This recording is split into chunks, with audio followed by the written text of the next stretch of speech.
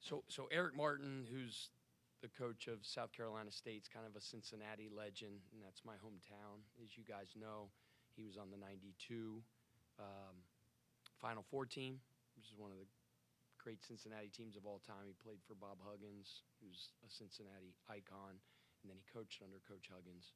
And I have a ton of respect for him. You know, his kids always play hard, just like Coach Huggins' teams did. They had a phenomenal year last year, lost a ton of players. I think they're top 6 scorers, I believe. You know, and he's kind of rebuilding again, but got a ton of respect for him. He's going like that in the coaching profession, in my opinion. I was proud of our guys in a game like that when you're up by a huge margin. It's easy to let your foot off the gas in the possession-by-possession process that we talk about. And I kept reminding those guys that the score's 0-0. Don't pay attention to results. Just be great in this next possession. I felt like they stayed true to our pick-and-roll coverage responsibilities, our transition defense responsibilities, our guard the ball, our gaps. And because of that, we get better coming out of this game. If it's 10 minutes left and we're up by a bunch, and then we just start playing, you know, just kind of hanging out, then we take a step backwards. So that's what I was most proud of.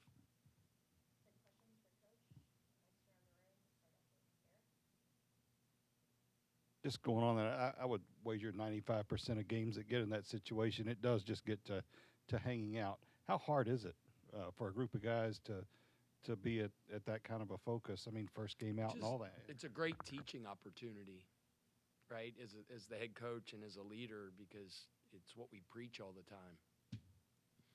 You know, you could come out of a game and win by whatever we won by, and you could win by 30, 40 points, and you could be really disappointed because you weren't on the things that you hold, that you value.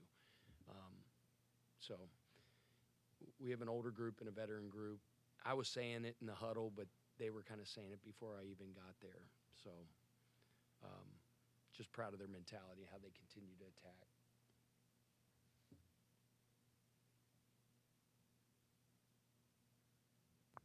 Coach, in the first half, didn't give up your first field goal made until, I believe, 10 minutes into the first half. Only 3 field goals made for South Carolina State the whole first half.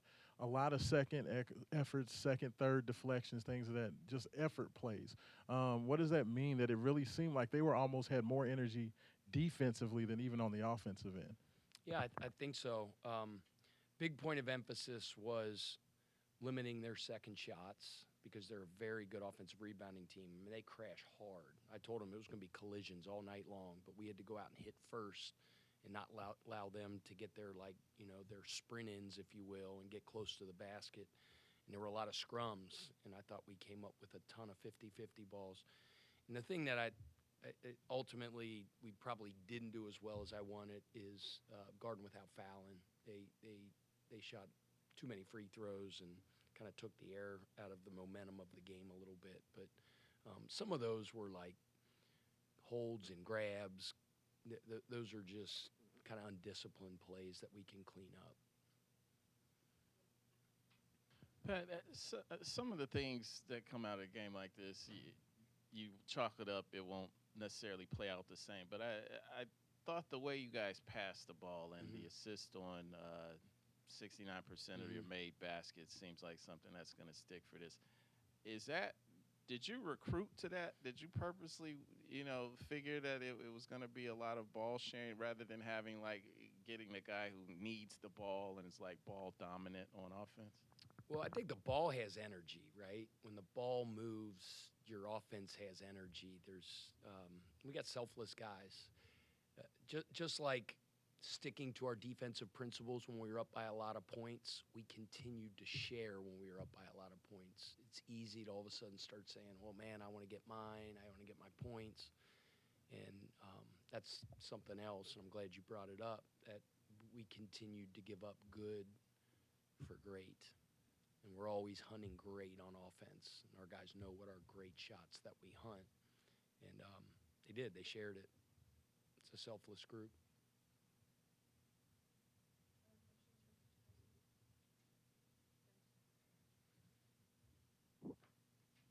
Yeah, this was a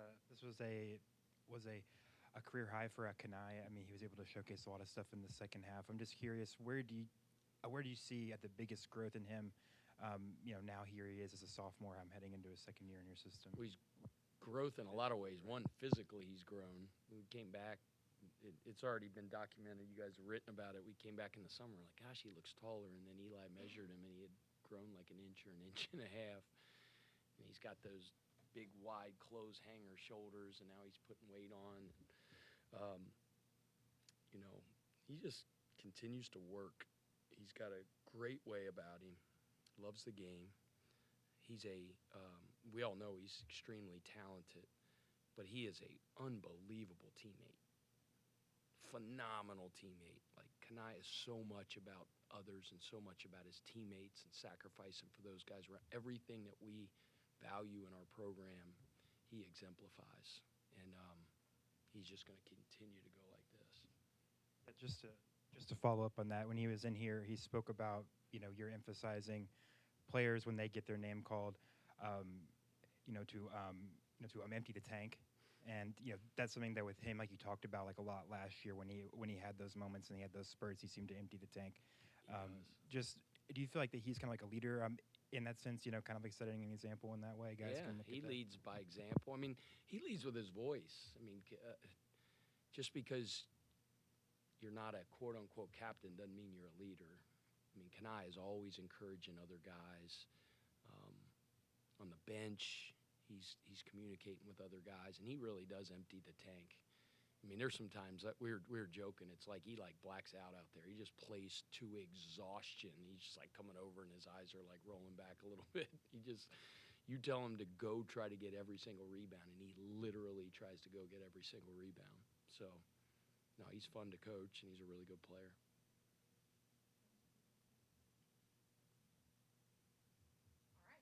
I think. Do you have one?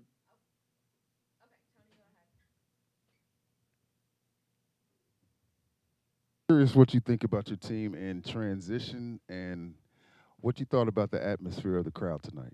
Yeah, I thought, obviously, if we got a huge lead, it's hard for the crowd to maintain that energy all the time. But there were a couple big runs and big moments and big dunks where there was a big explosion. It's tough. It's a late game, 9 o'clock on a school night. So, I was impressed with the energy they brought. I want to give a big shout out to my beloved student body.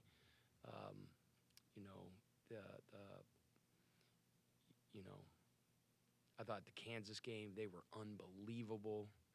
Thought they came big tonight. I went up because my mom reminded me when we beat Bucknell, I didn't go up into the stands to thank the students, so she doesn't like that.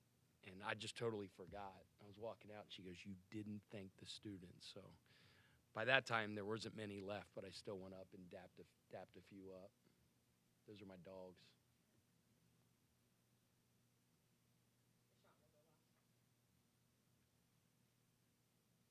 Sananda Fru just seems like he's getting more and more active tonight. It seemed like he completely shut down anything in the paint. Wouldn't let the guys get down there. Can you just talk about, it just seems like every game he's getting better and better and better. Sananda's an exceptional defender. He's a really good defender. He's long. He's got good timing. He touches the ball. He blocks shots. He's really good in pick and roll defense. He's a 6'11", 260. He's a big, strong kid. So, it's like the one game, I forget what it was. Maybe it was Kansas where I think he had one field goal attempt, but I told you guys, like, he graded really highly in our overall efficiency because he affected the game in a lot of different ways that maybe don't show up on the stat sheet. And, so thought he did a good job. You could tell he's getting more comfortable, and he's going to be really good for us. Thanks, everyone. See you Thursday. Thanks, everybody.